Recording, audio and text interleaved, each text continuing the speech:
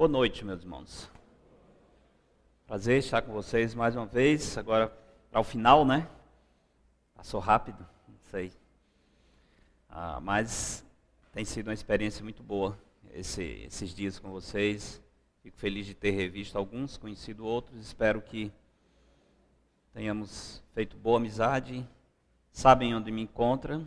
Precisando, se eu puder servir de qualquer forma, fiquem à vontade. Tem sido realmente uma alegria, um prazer estar com os irmãos aqui. Vamos orar, pedir a direção do Senhor para o nosso tempo. Senhor nosso Deus, eterno e bom Pai, sempre uma grande alegria, Senhor, poder vir à Tua presença, reconhecendo a nossa necessidade de Ti e saber que o Senhor está nos ouvindo e tem prazer em nos socorrer nas nossas fraquezas. Precisamos, Senhor, da Tua direção, da Tua bênção, como sempre, e agora mais do que nunca, transmitindo a Tua palavra. Pedimos a direção do Senhor para que sejamos fiéis aos Teus pensamentos, à Tua revelação. Que possamos magnificar o nome do Teu Filho, que possamos exaltar acima de tudo o poder da Sua palavra. Pedimos que nos acompanhe durante essa noite, Senhor. Venha mais uma vez falar aos nossos corações, nos edificar, nos exortar, nos confortar, despertar a nossa alma para buscar ainda mais a Ti. Muito obrigado por esses dias que o Senhor tem nos dado. Pedimos que nos acompanhe mais uma vez agora nessa última noite. Em nome de Jesus nós oramos. Amém. Muito bem, meus irmãos. Como fiz ontem, gostaria de novo nas nossas duas sessões dessa noite, discutir 2 capítulos. De fato, estou tentando resumir mais do que 2 capítulos, mas voltando ao livro, pegando algumas partes que eu gostaria de chamar a sua atenção. Hoje, nosso tempo vai ser na segunda parte, certo? Onde temos uma introdução à teologia bíblica da mudança. Então, estou destacando algumas coisas na segunda parte do livro, para que vocês tenham uma visão ampla do conteúdo e assim possam aproveitar da melhor maneira possível. Muito bem. De novo, lembrando os que estiverem livres, amanhã tem aula, os alunos não podem ir, né? Mas os que não têm aula estão convidados para participar. Começa amanhã essa conferência, já expliquei para vocês, e também no sábado tem uma sessão especial para as mulheres. Também o meu convite para a 15ª Conferência de Volta aos Princípios, lá no Hotel Jangadas da Caponga. Todos que quiserem ir, puderem, vai ser um tempo muito especial. Então vamos para o conteúdo dessa noite. Como eu disse, estou começando a segunda parte do livro, Introdução Geral à Teologia Bíblica da Mudança. Começa na página 165. E eu queria então de novo projetar algumas partes, e destacando e usando outras do próprio livro. Capítulo 18, eu apresento a teologia bíblica da mudança de uma maneira resumida. Qual a importância disso? Por que é tão importante? Confesso para vocês que há bem pouco tempo eu nunca havia pensado nisso, teologia bíblica da mudança. Mas com os estudos na área de aconselhamento, um dos alvos do aconselhamento, como eu disse, é trazer, por meio das Escrituras, a mudança de vida. Mas uma mudança que seja muito mais do que um comportamento. É uma mudança verdadeira, de dentro para fora, e uma mudança duradoura. Não é simplesmente um adestramento, um condicionamento para que a pessoa melhore a sua condição. É uma mudança que vem do coração. Então, só recente com os estudos na área de aconselhamento que me despertou essa ideia, até por alguns cursos feitos, sobre o que a Bíblia diz acerca da mudança. O que é verdadeira mudança de vida? Quando é que ela acontece? Como é que nós podemos alcançar essa transformação que não se alcança por outros meios? Mudança genuína, mudança duradoura, mudança que vem com a transformação de coração, não apenas com a melhora superficial, tá? Tenho pensado sobre isso, por exemplo, casos de pessoas que, um caso bem vivo aqui na minha mente, que eu conheço, tenho lidado por algum tempo, de um homem que tinha um grande problema com drogas, por muito tempo. E depois de muita insistência, crente, ou dito crente, não sei. A gente disse fulano de tal é crente, mas, como diz um amigo meu, só posso dizer de duas pessoas com certeza que são crentes, o ladrão na cruz e eu. Eu só posso falar por esses dois. O ladrão na cruz, porque Jesus disse, hoje estará comigo no paraíso. Então eu tenho certeza que esse foi um salvo. E posso falar por mim.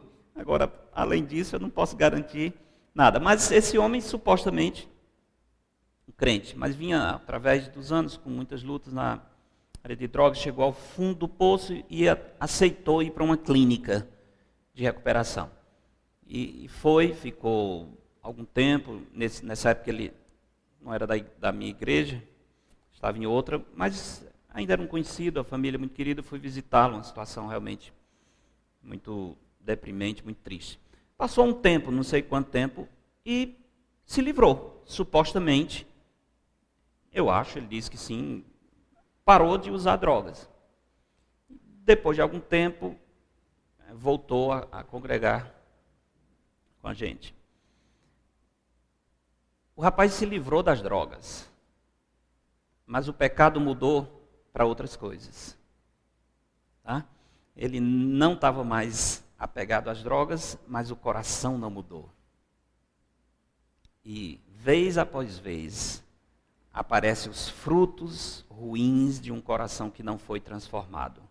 Então, em termos de tratamento externo, parou o uso dos entorpecentes. Mas aí, através dos tempos, fica mudando de uma coisa por outra. Hoje ele não fala mais, mas gostava de falar muito de compulsão. É porque eu tenho uma compulsão, é uma compulsão. E eu sempre dizia, troque a palavra e chame pecado. Dê o nome certo para o problema. Porque na hora que você vem falar de uma compulsão, você tirou o aspecto moral, você jogou aí como se fosse algo físico, químico, e você quase que é uma vítima, é uma doença que você tem. E não é doença, você sabe disso. O problema disso é coração duro, rebelde e pecaminoso. Então, entende a diferença entre mudança e mudança? A mudança, posso ir nos alcoólatras anônimos, posso ir numa clínica de recuperação, posso fazer uma série de tratamentos e resolver determinada coisa, determinado mau comportamento. Mas se a mudança não é de coração, aquilo vai estourar noutra coisa. Vai estourar noutra coisa. Porque não houve mudança na raiz. A pessoa fica só pulando de uma coisa para outra, muitas vezes só evitando as consequências mais graves, mas entregando o coração a coisas menos agressivas. Então, essa é a ideia. Quando a gente pensa em teologia bíblica da mudança, à luz das Escrituras, o que é mudança? Quando é que a pessoa chega a esse ponto? Quais são os caminhos, os recursos que temos para a mudança? Então, capítulo 18, eu introduzo esse assunto. Queria falar um pouco sobre isso. Essa parte, de fato, está no prefácio, ainda não é exatamente do capítulo, mas introduz a ideia. Mudar é preciso e possível. Amém, né? Que a gente precisa mudar, nós sabemos, mas conseguimos? Deus é imutável, mas tem grande prazer em promover mudanças verdadeiras, profundas e duradouras. A beleza da santidade de Deus se mostra neste mundo à medida que o processo de restauração continua, tanto no mundo material, quanto na vida pessoal dos seus filhos, que tiveram sua comunhão com Deus restaurada, mediante o lavar regenerador e renovador do Espírito Santo. E agora continuam em processo constante e gradual de mudança, pois todos nós, com o rosto desvendado, contemplando como por espelho a glória do Senhor, somos transformados de glória em glória na sua própria imagem, como pelo Senhor, o Espírito. Essa é a mudança que o Senhor opera. E todos os salvos em Cristo, eles estão num contínuo processo de mudança, sem parar. É o que chama-se santificação progressiva, que só vai parar no nosso encontro com Cristo, porque haveremos de vê-lo como Ele é e seremos semelhantes a Ele, não estaremos mais lutando com o pecado. Deus é imutável, mas ele tem grande prazer na mudança. Basta olhar a própria criação de Deus, a criatividade de Deus, né? Todo dia uma coisa nova. Se há algo que não existe no caráter de Deus, na natureza de Deus, é monotonia. Deus não é monótono. Ele promove mudanças, ele renova a face da terra, ele renova o firmamento. É simplesmente impressionante a criatividade e o movimento de mudança que o Senhor promove. Uma coisa importante para o aconselhamento bíblico, que é um dado que não se conta no aconselhamento secular, é a assistência do Espírito Santo de Deus quando estamos falando com uma pessoa regenerada. Não é só o conselheiro e o aconselhado com as suas lutas. Nós dois temos a assistência do Espírito Santo de Deus. E aí o potencial e a possibilidade de mudança aumenta infinitamente. Porque nós temos a assistência divina nesse processo, enquanto estamos tentando aplicar a palavra que é do próprio Espírito Santo na vida de uma pessoa selada com o Espírito. Mudar é preciso, ainda estou no início do livro, mudar é preciso, pois todos pecaram e carecem da glória de Deus.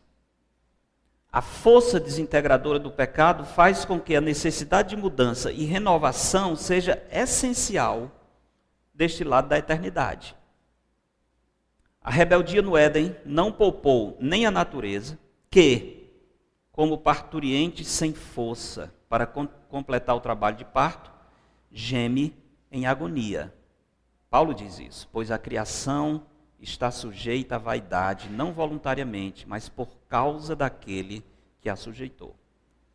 Desse modo, os próprios ciclos da natureza, como a sequência de cimenteira e ceifa, frio e calor, verão e inverno, dia e noite, que vem de Gênesis 8, revelam que a providência divina se empenha e se manifesta na mudança e na renovação, aliviando a opressão do pecado sobre a criação de Deus. Constantemente o Senhor se empenha em promover mudança. Salmo 104 diz: envias o teu Espírito e eles são criados, e assim renovas a face da terra. Nosso Deus é o Deus da mudança, é o Deus da dinâmica.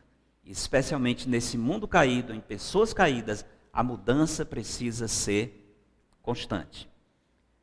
De todos os seres criados, o homem foi o mais afetado pelo pecado, pois a contaminação atingiu sua própria essência.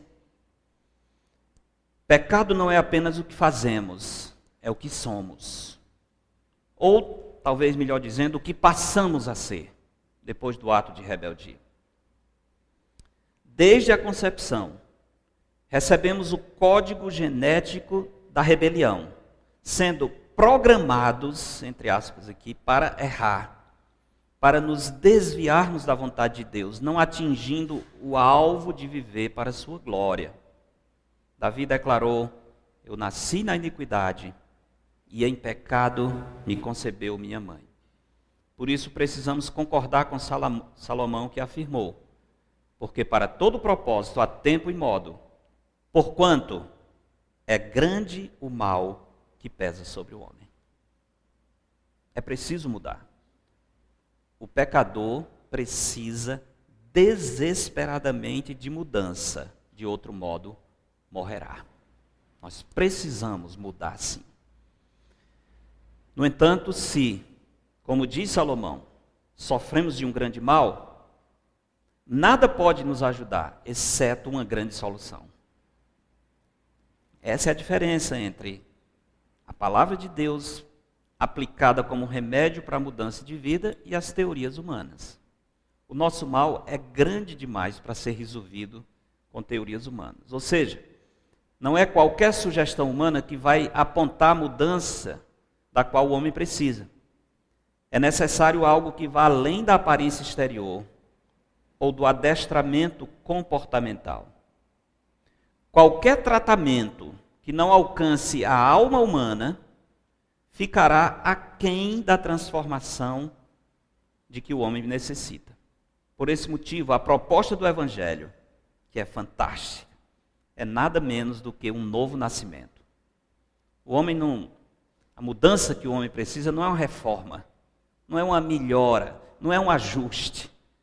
O homem precisa morrer para si e nascer de novo.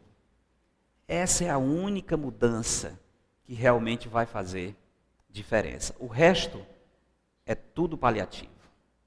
Tudo paliativo. Então a proposta do Evangelho, que é única, que é singular, é nada menos do que novo nascimento, novo coração, novamente, novo homem. Para tanto, será necessário um tratamento em que a palavra de Deus seja o principal instrumento, pois somente ela é apta para discernir os pensamentos e propósitos do coração. Além disso, a presença do Espírito de Deus é imprescindível, pois é Ele quem ilumina a mente e dispõe o coração para se submeter aos preceitos do Senhor. Isso levanta uma pergunta que uma noite a irmã me trouxe, sobre se é possível aconselhar um descrente, porque o Espírito Santo é uma pessoa-chave nesse processo. O J. Adams dizia terminantemente que não, você não aconselha um descrente, porque como ele não tem o Espírito Santo, então você não consegue aplicar a palavra na vida dele. Descrente que lhe procura para ser aconselhado, você tem que evangelizar. Você evangeliza e só depois ele estaria apto para receber o aconselhamento. Eu não sei se eu seria tão rígido com o termo. Tá? Talvez teria que definir melhor o que é aconselhamento, mas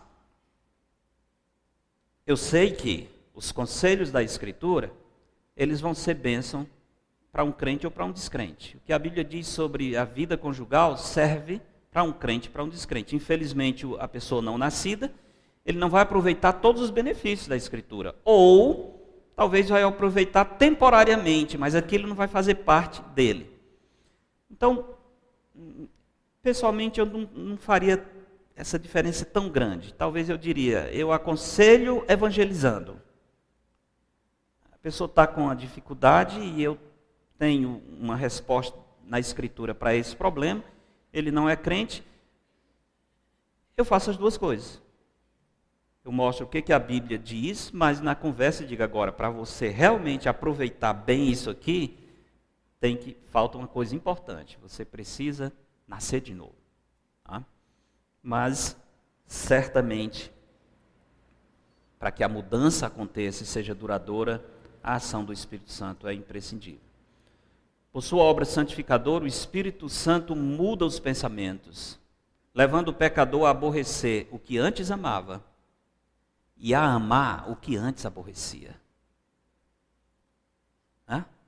Só com a mudança de mente, um transplante de mente, só com um novo coração que você passa a amar o que você aborrecia e aborrecer o que você amava. Isso é uma obra sobrenatural, isso é regeneração, é novo nascimento. Por isso, só o Espírito de Deus pode fazer isso. Ou seja, a mudança operada pelo Espírito Santo é eficaz e duradoura, porque ele nos faz nova criação, nos reveste do novo homem, que se refaz para o pleno conhecimento, segundo a imagem daquele que o criou. Então essa seria, vamos dizer, uma introdução que eu tenho no prefácio do livro à teologia da mudança. Mas, indo para o capítulo 18, deixe-me destacar algumas coisas especificamente e mais diretamente sobre teologia bíblica da mudança. E começa na página 165, mas a minha citação aqui é da 166. Ao mesmo tempo em que o mundo fala da necessidade de mudança no homem exterior, fica completamente perdido quando se trata de mudar o homem interior. No universo do coração humano, de onde brotam os pensamentos, inclinações e desejos que regem a vida de cada um, existe a inescapável necessidade de mudança. O mundo sabe disso, mas não dispõe da ferramenta que é viva e eficaz, que é a palavra de Deus. que precisa haver uma mudança, não se questiona. Agora, como fazer essa mudança profunda da alma, do coração, eis o dilema para os processos mundanos. Na verdade, por causa da impossibilidade de mudança, o mundo já jogou a toalha e procura se acomodar aos efeitos catastróficos das deformidades causadas pela perversão. É como se, em muitos casos, a ideia é mudar completamente, ninguém consegue não. A gente pode ajustar. Pode fazer umas terapias, pode dar um remédio forte, mas mudar mesmo, aí ninguém consegue não. Vamos só tentar conviver com essas deformidades. Tá?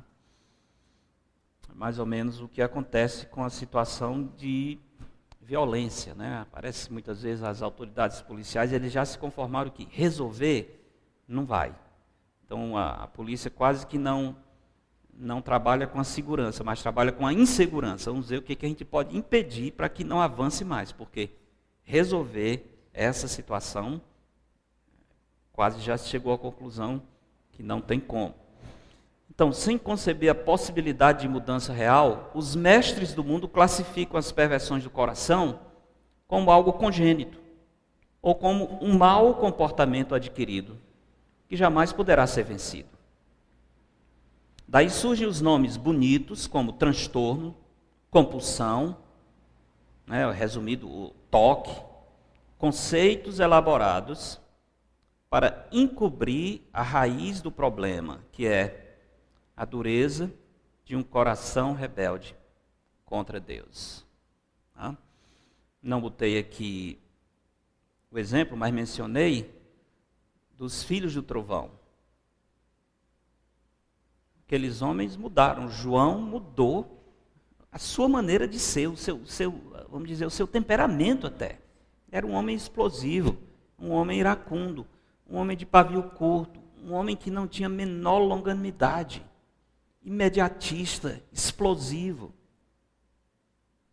E o Espírito de Deus mudou o jeito daquele homem. Outra pessoa, até a maneira dele se expressar e reagir às circunstâncias, mudou. Isso é mudança verdadeira. Não é ajuste dos problemas, dos elementos químicos, não é um ajuste elétrico. Não. É mudança de coração, mudança de mente, não é mudança de cérebro, é mudança de mente. Certo? É algo que vai além daquilo que o homem pode fazer com o seu esforço e sua pesquisa.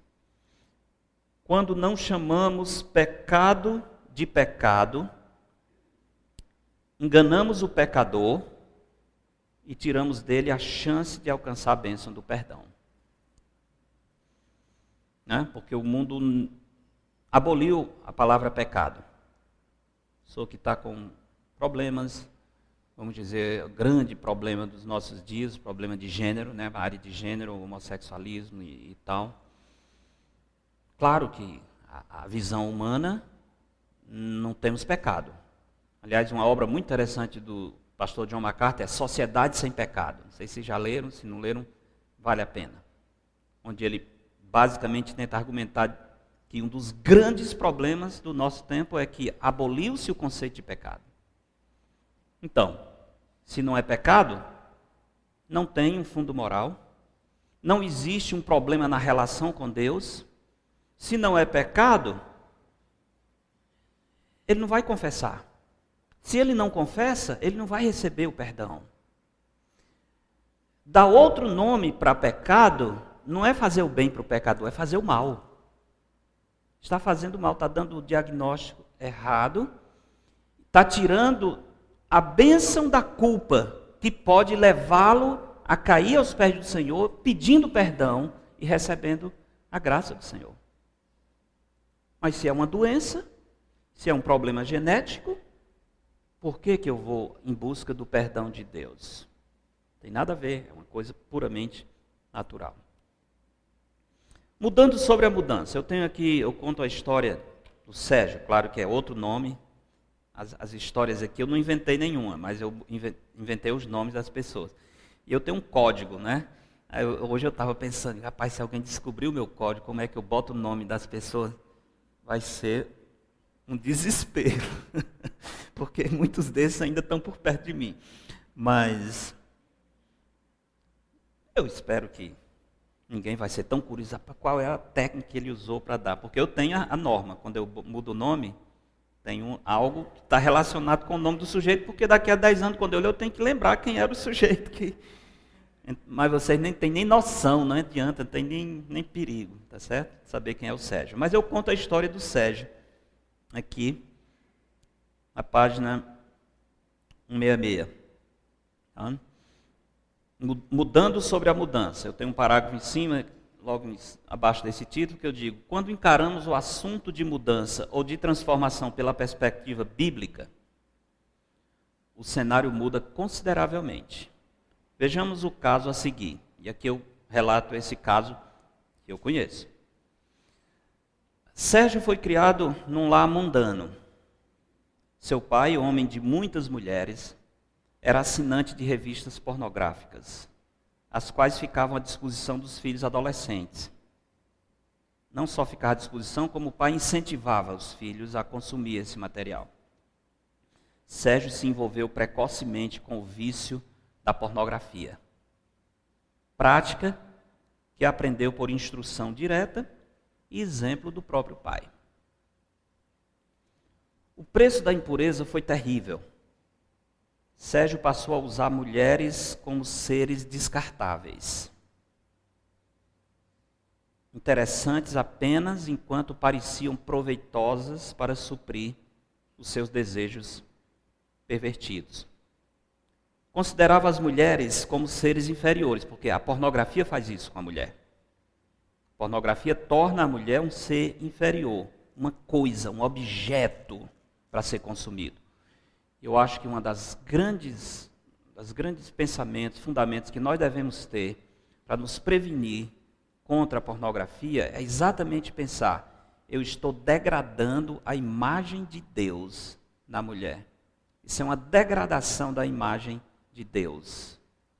A mulher foi feita à imagem de Deus, como o homem também. E aqui eu peguei aquele ser feito à imagem de Deus e transformei num objeto. Objeto para ser usado, descartado e abusado. Então pense no pecado contra o Criador, que fez aquela pessoa à sua imagem. Então, na mente dele era isso. Por isso, quando abusava de uma, descartava e iludia outra.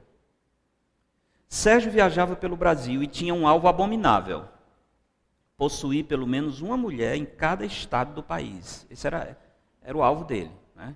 Queria chegar a essa... Imagina isso. Era jovem, atraente e tinha dinheiro para bancar o seu vício. Mas um dia, como diz o Senhor, a frágil casa de Sérgio desabou e foi grande a sua ruína. Lembra que é assim que termina o Sermão do Monte, né?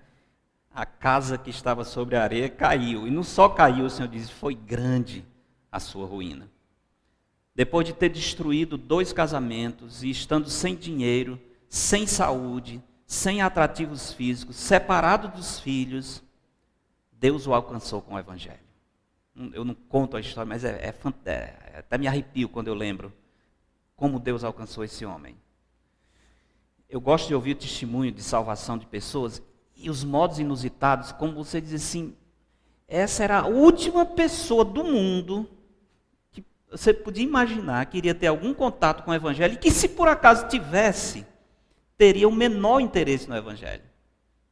Impressionante. Para mim é só a confirmação de que Deus tem os seus escolhidos e Ele vai buscar onde eles estiverem, da maneira que o Senhor quer, que a gente nem imagina. Então, esse foi o caso. Foi uma transformação da água para o vinho. Total. As revistas pornográficas foram todas tiradas do seu quarto. Imediatamente a Bíblia se tornou seu livro de cabeceira. Nunca tinha lido a Bíblia.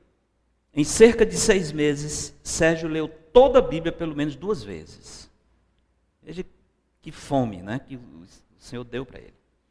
A partir desse ponto, começou a crescer em Cristo. Mudou seus gostos, seus alvos e seus conceitos. Depois de algum tempo, o Senhor o abençoou com a esposa crente, que tem sido uma grande bênção na vida de Sérgio. E quanto ao vício da pornografia? Sérgio continua vigilante e vê nesse pecado o seu espinho na carne. Com uma diferença: as quedas são raríssimas e quando acontecem, o arrependimento é imediato. Porque algo novo tem dentro dele. Algo novo tem dentro dele. Que causa repulsa àquilo que ele tanto amava. Quando cai, confessa ao Senhor e à sua esposa e ao seu pastor. Tem esse acordo. Quando eu cair, a minha esposa vai saber e o pastor vai saber. E Deus tem dado vitórias cada vez maiores para ele.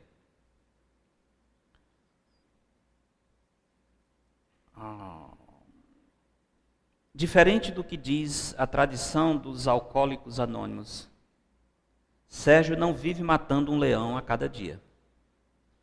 O leão está neutralizado. E por meses é como se ele nem existisse. Somente em ocasiões de extremo relaxamento, Sérgio sente o leão se movendo de novo em direção a ele. Sérgio não é mais escravo do vício. Ele é escravo de Cristo.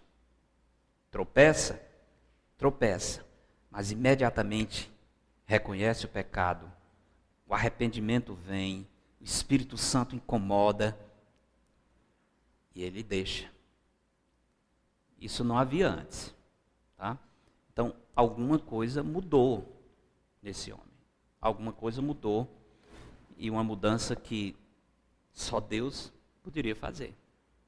Não foi coagido, não foi para uma clínica de dependentes de pornografia.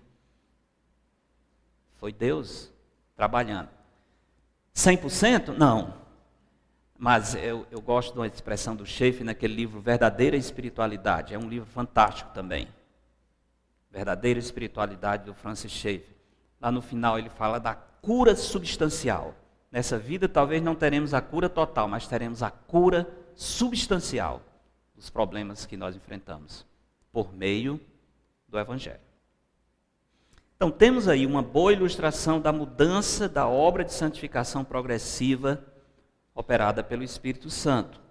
É como está descrito em 2 Coríntios 3, 18.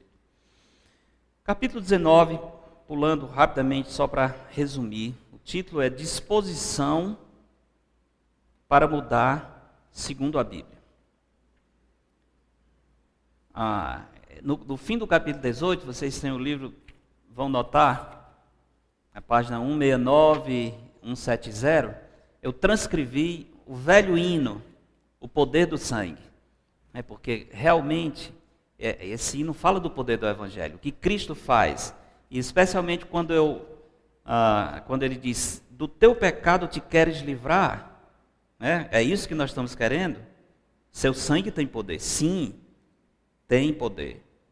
Almejas tu do maligno escapar, seu sangue tem este poder.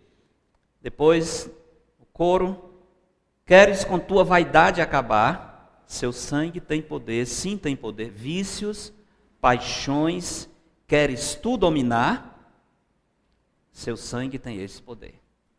É exatamente isso que nós queremos, né? Alcançar mudança. Até vontade de a gente cantar pelo menos uma estrofe, né? Do teu pecado te queres livrar, seu sangue tem poder, sim tem poder. Almejas tu do maligno escapar, seu sangue tem este poder. Há poder, sim, força sem igual, só no sangue de Jesus. Há poder, sim, prova o pecador, ó, aceita o dom de Jesus. Mensagem belíssima, né? O Evangelho, a obra de Cristo, transforma completamente a nossa vida. Aí depois vocês vão me pagar por fora por esse show aqui de música, tá certo? Aí é extra, é hora extra, não Não posso sair cantando assim toda hora, não. Bem, disposição para mudar segundo a Bíblia, capítulo 19.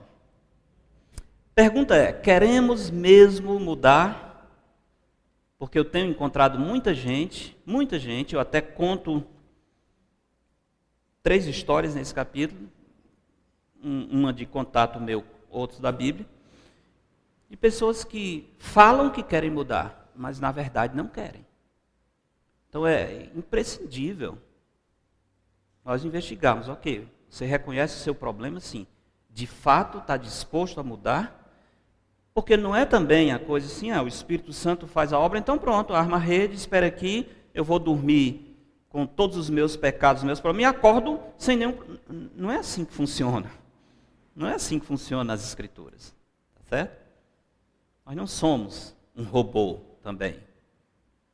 Nós temos responsabilidade perante Deus. Somos responsáveis pelas decisões. Nós temos que dar certos passos.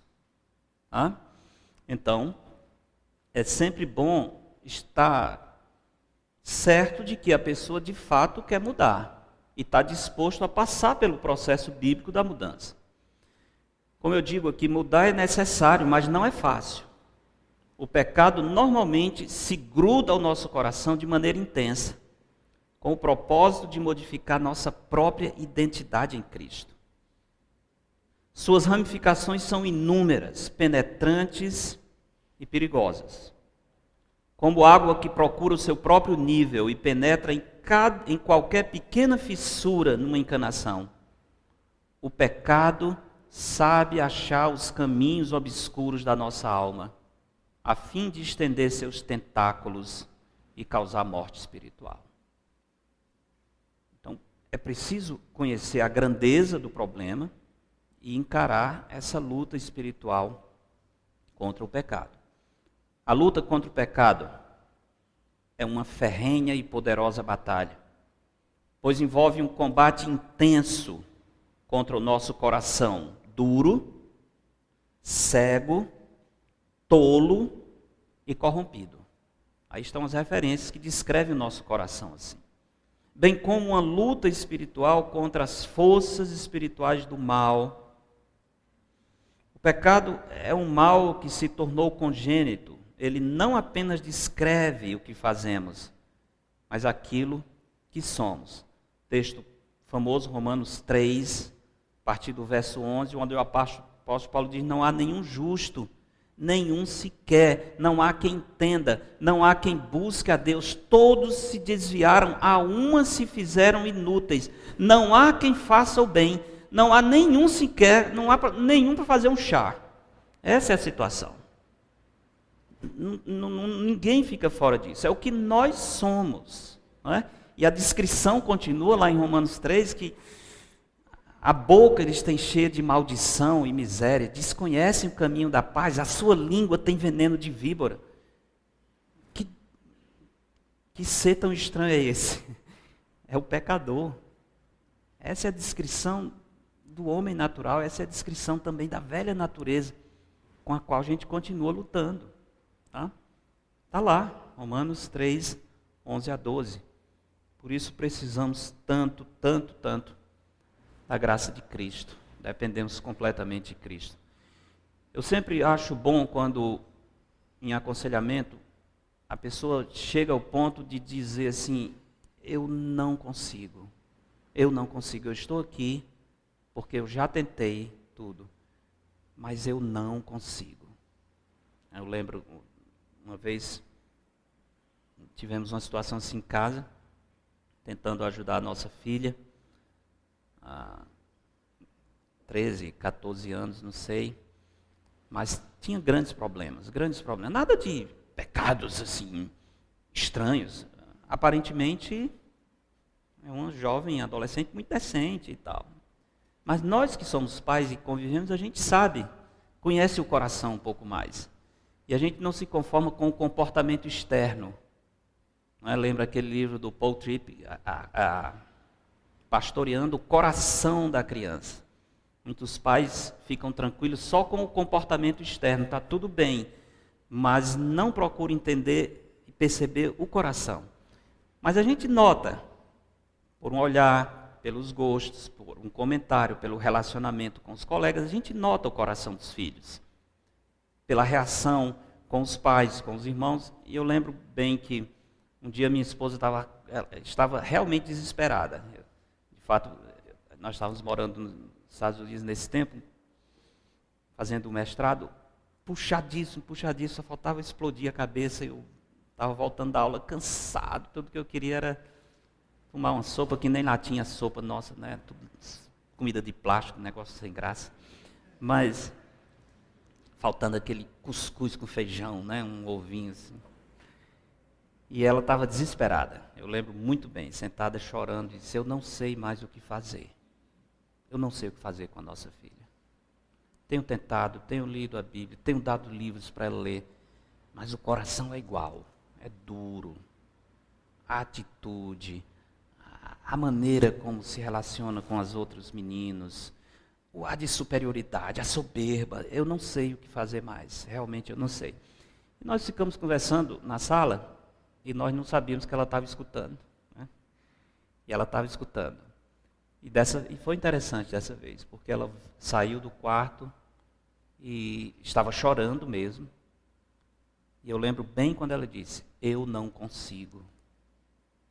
Porque eu perguntei: filha, você concorda com essa avaliação que nós estamos fazendo? É isso mesmo. Mas eu não consigo. E eu disse: você está dizendo a melhor coisa que eu queria que você dissesse. Porque na hora que o pecador diz: eu não consigo, aí você diz: pois clame ao Senhor. O Senhor é a sua única solução. Enquanto você acha que consegue, então, você não vai para a fonte. Mas quando você chega ao fundo do poço e diz: eu não tenho condições, aí sim, é a hora de você apresentar o Evangelho, a graça de Deus. E eu acho que aquela noite realmente começou um início de mudança na vida dela, que pela graça do Senhor continua até hoje. Buscando ajuda para a mudança. A força do pecado que tenazmente nos assedia é grande demais para que a levemos sozinhos. Por isso precisamos nos dispor a querer a ajuda dos irmãos a fim de alcançarmos a vitória. Muitas vezes precisamos do estímulo de um companheiro para não fraquejarmos na nossa luta. Gosto desse versículo de Isaías que diz: um ao outro, não tem nada a ver com aconselhamento não, viu? Eu tirei de contexto mesmo, mas só por causa da expressão. O que está falando é dos soldados na guerra e tal. Um ao outro ajudou e ao seu próximo disse: sê forte. Afinal, quem há que possa discernir as próprias faltas? Precisamos de ajuda, precisamos dos irmãos, precisamos pedir até, inclusive, que os irmãos tenham liberdade de nos confrontar, nos aconselhar, nos corrigir. Acho que uma grande prova de amor, de amizade, é você poder dizer para um irmão que está se desviando que ele está em perigo. Se a pessoa está precisando de uma confrontação e você não confronta com medo de perder a amizade, porque ele vai ficar sensibilizado, você não é amigo coisa nenhuma. Ou ele não é seu amigo, você está pensando, porque que amizade, que amor é esse? Que eu estou vendo o irmão desviando e eu não chego para confrontar em amor e dizer: irmão, esse caminho é o caminho de pecado. Você não está bem. Não é? Eu sei que o pecador, na sua rebeldia, ele só gosta de ouvir o que lhe agrada. Talvez não vai ser boa a confrontação, mas é melhor perder a amizade e a afeição do irmão do que deixá-lo ir para o abismo e você fazer de conta que não está vendo. Ou, se tem nada a ver comigo, pastor, resolva. Né? Não, nós precisamos uns dos outros, somos um corpo.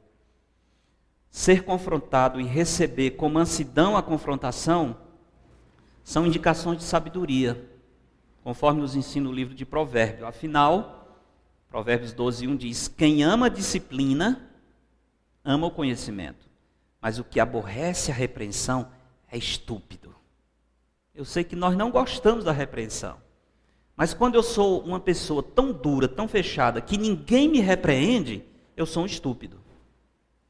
Eu sou um estúpido, porque eu preciso de mudança, eu preciso de correção. Eu preciso que alguém me ame bastante para dizer: olha, o caminho não é esse, isso não dá certo. Não estou dizendo que eu vou receber angelicalmente e tal, porque eu sou um pecador e, infelizmente, às vezes, nós não gostamos. Mas alguém que não aceita a disciplina, a repreensão, Salomão diz, é uma pessoa estúpida. Porque quem não precisa de correção? Nós precisamos. O estúpido é o que despreza a repreensão salutar e a correção que o livra do mal. Disciplina rigorosa há para o que deixa a vereda, e o que odeia a repreensão morrerá. Queremos mudança, precisamos amar a repreensão e nos alegrar quando alguém nos repreende. Ok? Então essa aqui é a nossa primeira parte. Acho que está bem na hora de dar o nosso intervalo.